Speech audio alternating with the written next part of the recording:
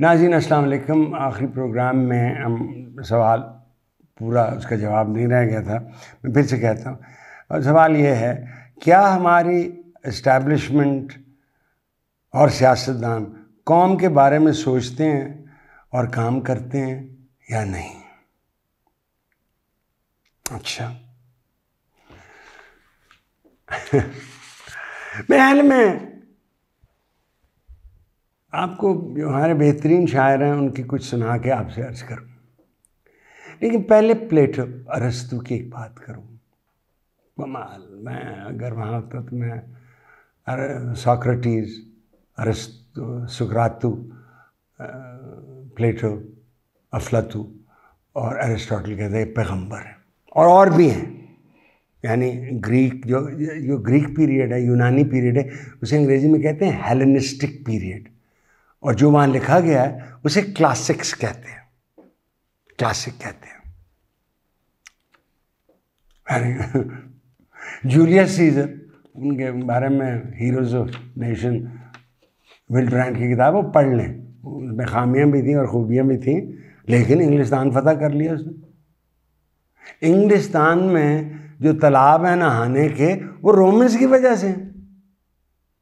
वो तो 3 महीने बाद एक ही बोतल बाल्टी में या बांधे में आए, वो भी धूरा, वो भी भोरा, उसी में जा रहा है। To cold. एनीवे, प्लेटो कहता है कि ताकत, इसका मकसद सिर्फ यह है कि वो इस्तेमाल हो और बहुत से लोगों का फायदा हो। क्या ये हमारे यहां ये हुआ है? चलिए, जुल्फिकार भुट्टो साहब ने क्या अच्छा नारा दिया, रोटी कपड़ा मकान। कितना अच्छा नारा। किसको मिली रोटी, किसको मिला कपड़ा, किसको मिला मकान? सो नारे लगाना बड़े आसान है, उन पे अमल करना काफी मुश्किल है। शुरू करते हैं मुनीर नियाज़ से। मुनीर नियाज़ एक पाक कमाल आदमी थी, मेरी उनसे बहुत मुलाकात रही। अमजद इस्लाम का अमजद साहब जो फौत हो गए, अल्लाह उन्हें जन्नत नसीब करे, वो कहते हैं मुनीर क्या यार, वो इंसान है, उसके साथ दरख्तें भी बातें करते हैं, परियां भी बातें करती, जिन भी बातें। मुझे खुद कहा, एक दफ़ा मैं उनकी तरफ गया तो उन्होंने कहा कि मैं अदीबों के साथ सुंदरबान के जंगल बांग्लादेश में जा रहा था, जंगल सिर्फ मुझसे मुखातिब था। भाई आप इस आदमी से क्या झगड़ा करेंगे जिससे जंगल मैं कभी जब उनकी वॉल्टाउन एक्सटेंशन में घर बनाया था, नीचे सीढ़ियों में जाके बैठता था तो वो बैठना पड़ता था और मैं खाली हाथ नहीं जाता था। तो वो आम तौर पे शीशे के सामने अपने आप को गाउन पहन के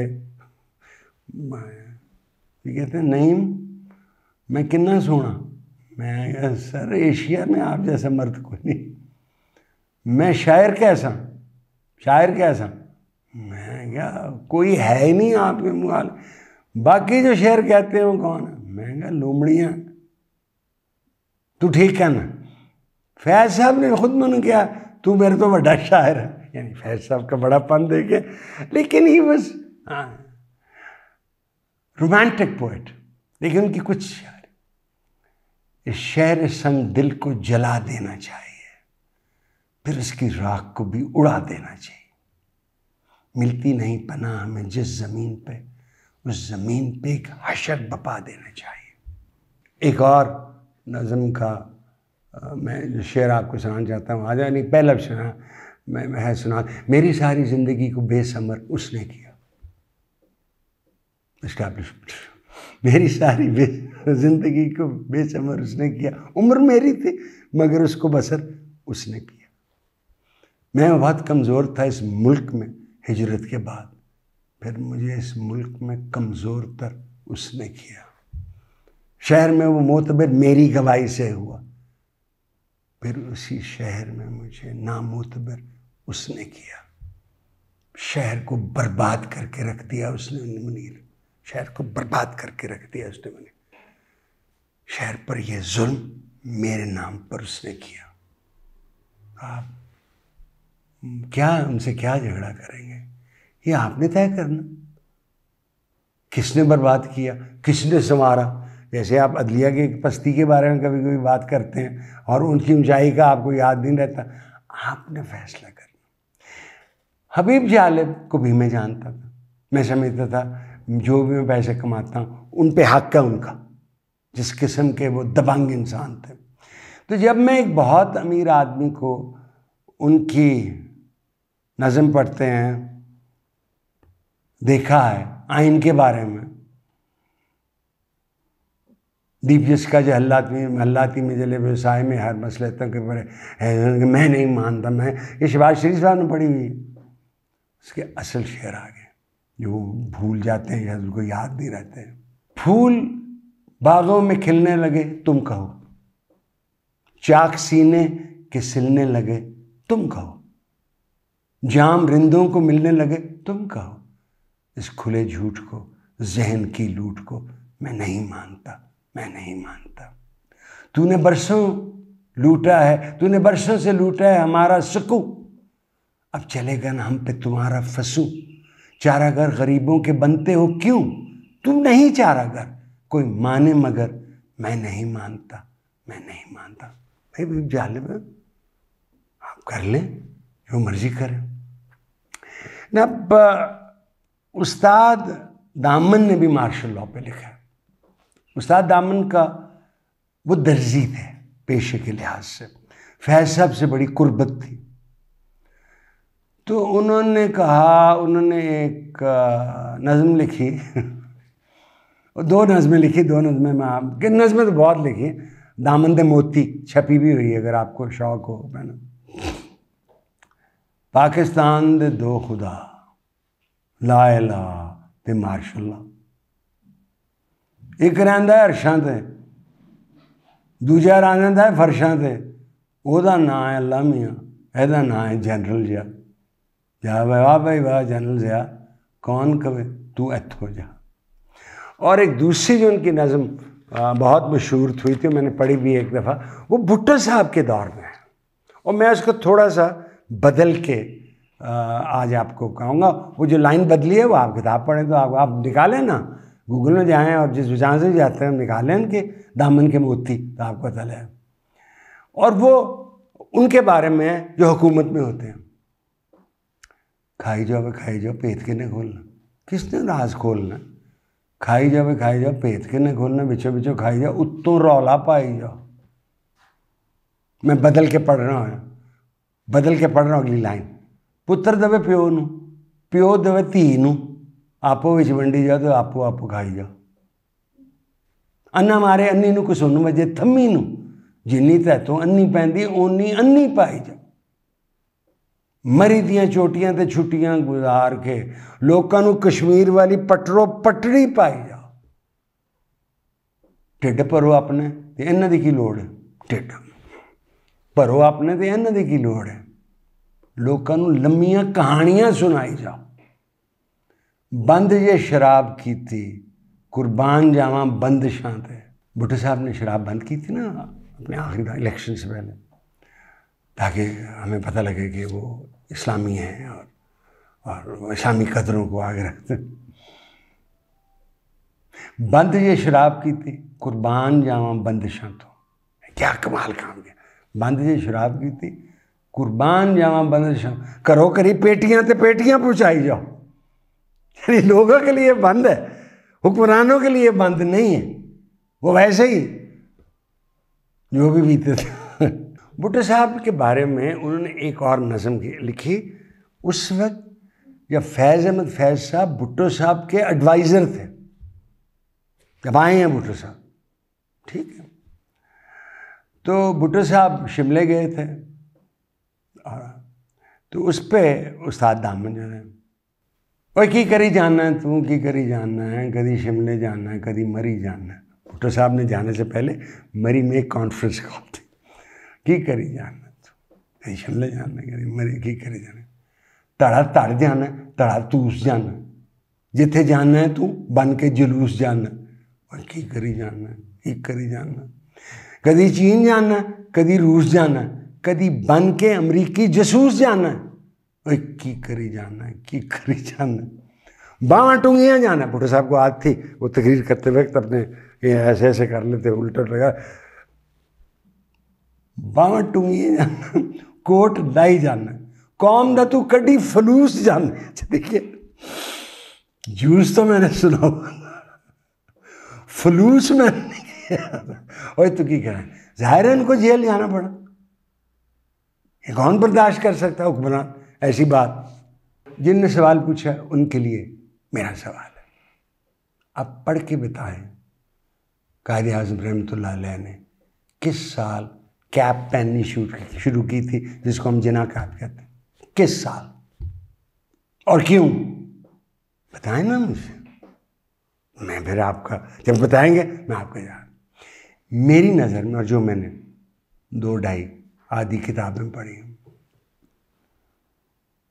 पाकिस्तान बनाने का मकसद कायदे आज़म रहमतुल्लाह अलैह का ये था, मैं उनकी तकरीर से, कि जो मईशत है उस पर कब्जा हिंदुओं का और सिखों का,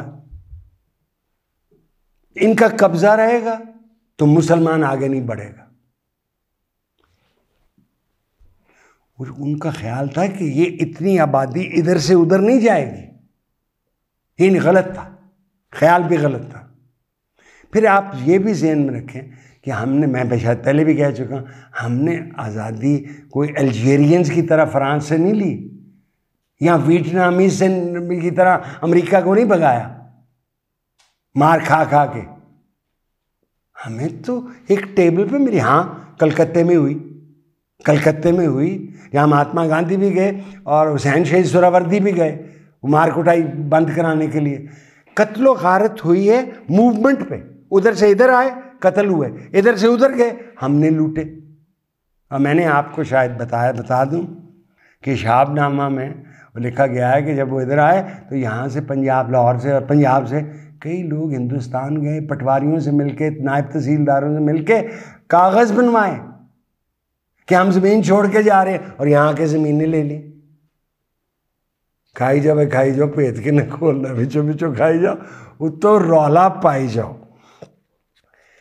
अब पाकिस्तान का जो मकसद था कायदे आज़म रहमतुल्लाह अलैह का, वो एक लिहाज से तो पूरा हो गया कि मुसलमानों को मौका मिला मईशत अपनी बढ़ाने का, कोई शक नहीं, कोई शक नहीं। अगर आपको हल्का सा शक हो ना, और आपको ये वहम हो कि सलमान खान और शाहरुख खान और आमिर खान हिंदुस्तान के स्टार, ये मुसलमानों का हाल इंडिया में, तो आप किस गलत फहमी में फिर रहे हैं। और गाय ज़बा करो तो मार देते हैं अगले, गौ माता हम तो खाते हैं उसको। सो पाकिस्तान एक जन्नत है मुसलमानों के लिए, और जो माइनॉरिटीज इधर रह गए हैं, हमारा फर्ज है उनको प्रोटेक्ट करना। एक ये क्रिश्चियन है, इनका महल्ला जला दो, यार को हया करो, हम है मेजॉरिटी, हम पे फर्ज है कि उनका ध्यान रखें। अब जाते हुए मैंने दिल करता है कि मैं आपको फैज साहब की नज़म का एक टुकड़ा सुना दूं बगैर कागज़ देखा। अल्लाह, ये ना समझे कि मैं नज़में, मैं सवाल तो ज़रूर देखता हूँ, मैं लिखता सोचता हूँ कि आपको क्या जवाब। लंबी नज़म है, हम बीच में शुरू करता हूँ।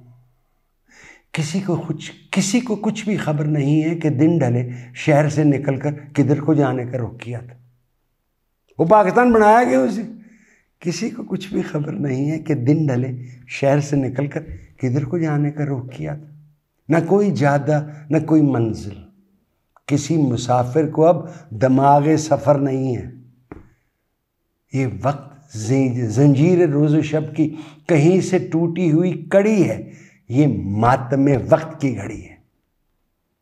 ये वक्त आए तो बेइरादा कभी कभी मैं भी देखता हूँ उतार कर ज़ात का लिबादा।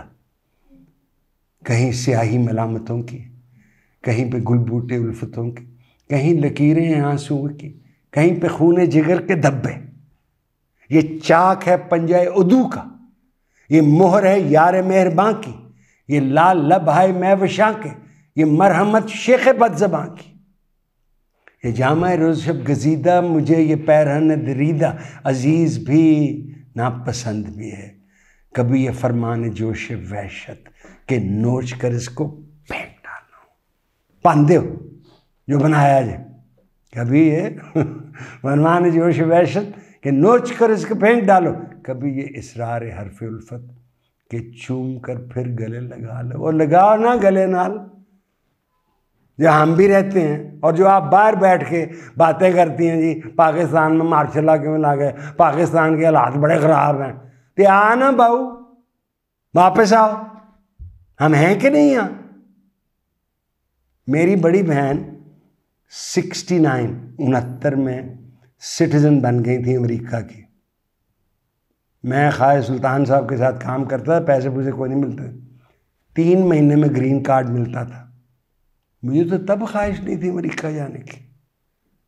तो बाहर बैठ के तो आप मरोड़ लें, दे दें हमें गालियाँ, दे दें हुक्मरानों को गालियाँ, जो मर्जी कर लें, जो मर्जी कर लें। बी हियर, हमारे साथ आए और आप भी सहें।